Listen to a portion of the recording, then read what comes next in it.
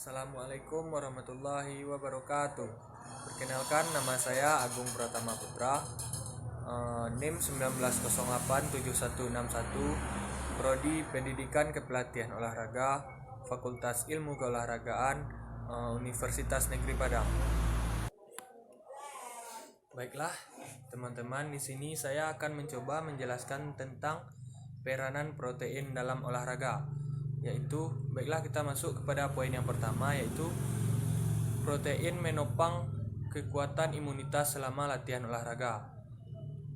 Baiklah, saya akan menjelaskannya, yaitu sistem kekebalan sangat dipengaruhi oleh olahraga, di mana respon kekebalan ditingkatkan dengan olahraga biasa. Ia bisa ditekan setelah olahraga dengan intensitas tinggi atau durasi yang lama. Tekanan sementara dari sistem kekebalan ini bisa bertahan dari 6 hingga 48 jam dan mempengaruhi individu terhadap peningkatan risiko infeksi. Dibandingkan dengan sumber nutrisi lainnya, penelitian menunjukkan bahwa protein itu unik dalam kemampuannya mengoptimalkan beberapa aspek utama fungsi kekebalan yang mempromosikan kekuatan kekebalan. Baiklah, kita masuk ke yang pertama, yaitu protein dapat menunjuk kepada suatu jajaran pecahan termasuk protein hewan utama, lactabulmin dan laglobulin, dan pecahan minor seperti protein serum, lactoferrin, juga satuan imunoglobulin.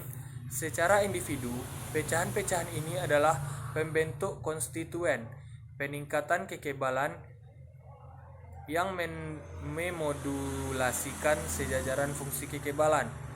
Mereka dihubungkan dengan sejajaran fungsi bioaktif seperti efek prebiotik, mempromosikan perbaikan jaringan, menjaga integritas usus, penghancuran patogen, dan pembuangan toksin.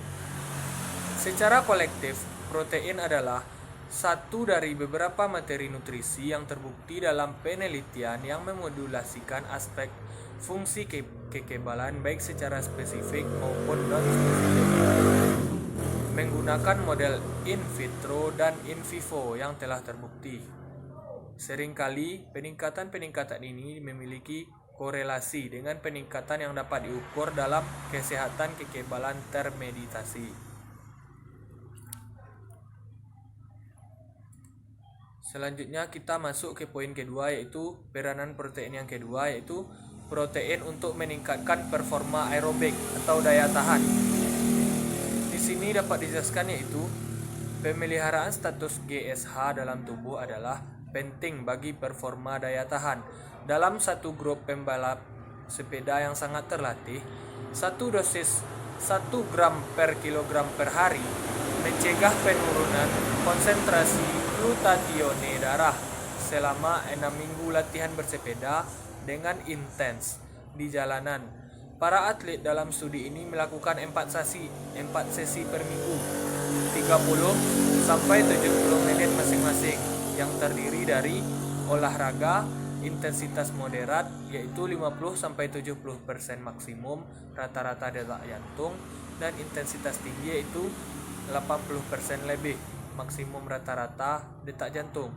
Oleh karenanya, daya tahan para atlet yang melaksanakan volume latihan yang lebih besar dapat mensyaratkan dosis protein whey yang lebih banyak setiap harinya menjaga status G. Selanjutnya kita masuk poin ketiga, yaitu protein untuk meningkatkan kapasitas anaerobik, kecepatan dan tenaga dalam olahraga berbasis kekuatan. Di sini pertandingan olahraga dan olahraga yang berintensitas tinggi menggunakan jalur energi anaerobik. Latihan olahraga anaerobik umumnya meliputi aktivitas berintensitas tinggi yang lebih pendek dan pertarungan yang berulang-ulang seperti lari cepat, sirkuit, dan latihan daya tahan yang berulang. Banyak atlet yang kompetitif memasukkan bentuk olahraga ini ke dalam program latihan mereka, terbukti menurunkan GSH darah dan konsentrasi glutamine selain juga menekan fungsi kekebalan orang dewasa. Walaupun telah mengkonsumsi diet yang sehat, bila disimpulkan semuanya, hasil dari studi ini menunjukkan hubungan sebab dan akibat antara intensitas program latihan olahraga dan penurunan terhadap konstituen yang menyediakan fungsi kekebalan yang kompeten. Penambahan 20 gram protein terhadap diet perharinya telah menunjukkan peningkatan performa anaerobik tanpa latihan olahraga. Para atlet yang melakukan sesi latihan multi anaerobik tiap minggunya dapat mensyaratkan dosis harian hingga 1-1,5 gram protein per kilogram per hari untuk menjaga kekebalan tubuh yang kuat. Selanjutnya, kita masuk ke poin selanjutnya, yaitu mengoptimalkan pemulihan setelah latihan. Pengkonsumsian suplemen cair protein dan karbohidrat langsung setelah olahraga terbukti dapat memberikan restorasi glikogen dengan lebih efektif, menstimulasikan jumlah sintesa protein yang lebih tinggi dan hormon anaerobik, selain juga mencegah penekanan kekebalan akibat olahraga. Strategi yang sederhana ini dapat juga meningkatkan performa.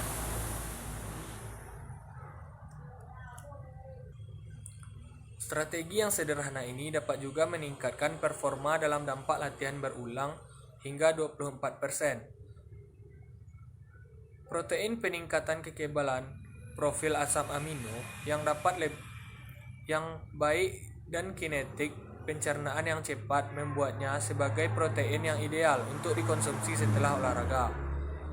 Untuk mempromosikan peralihan yang efisien dari setiap tipe olahraga yang berat, atlet layaknya mengkonsumsi dosis 20 hingga 50 gram protein whey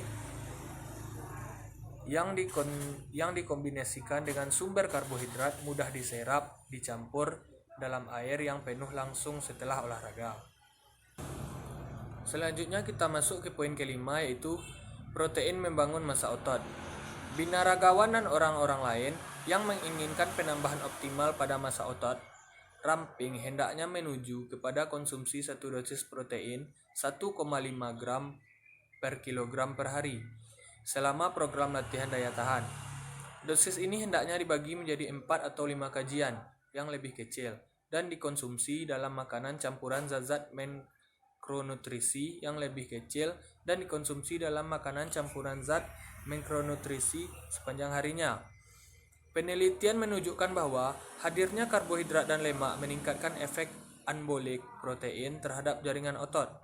Konsumsi protein dalam makanan campuran zat makronutrisi terbukti memberikan penerimaan protein bersih yang lebih tinggi, baik terhadap orang dewasa maupun orang yang lebih tua dibandingkan dengan protein berkualitas tinggi lainnya, seperti kasein.